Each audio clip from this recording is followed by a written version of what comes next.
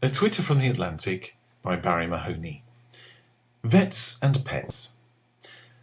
Our little dog Bella, a lively and slightly crazy mixture of something between a papillon and fruit bat, recently developed a bad limp in one of her back legs.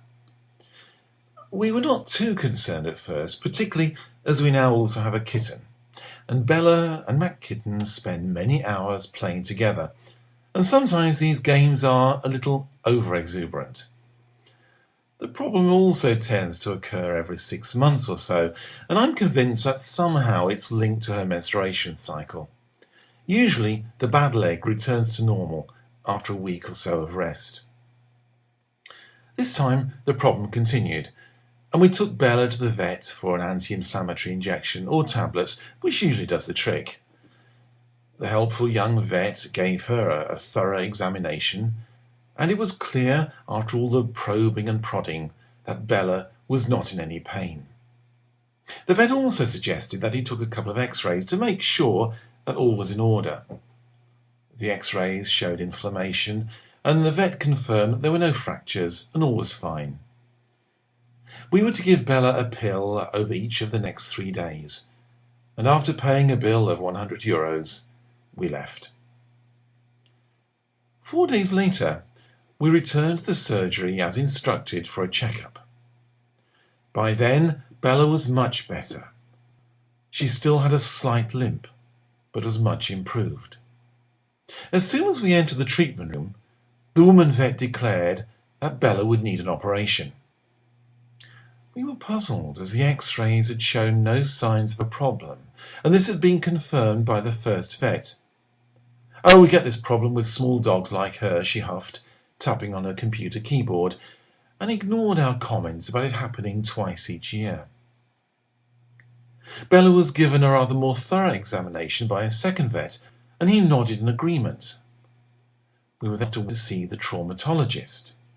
When he arrived, Bella was given more prods and pokes, and he confirmed the diagnosis to other vets. We stood in white silence as the woman vet continued to tap enthusiastically on her keyboard, whilst making that sharp sucking in of breath sound that I do so detest in Spain. It always means trouble. We then entered the fantasy and world of surgery, complete with anaesthetics, drugs, treatment and recovery times.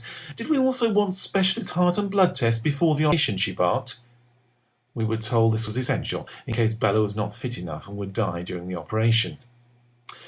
"Well, that'll be €800, but you can pay over 3 months, she smiled, handing us the detailed printed estimate.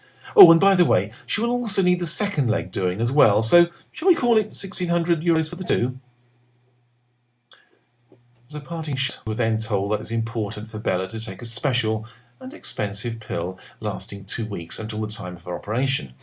Each pill cost €13. We bought one and drove home in silence. We both felt uneasy because what we'd just heard was just not convincing and contradicted the findings of the first vet.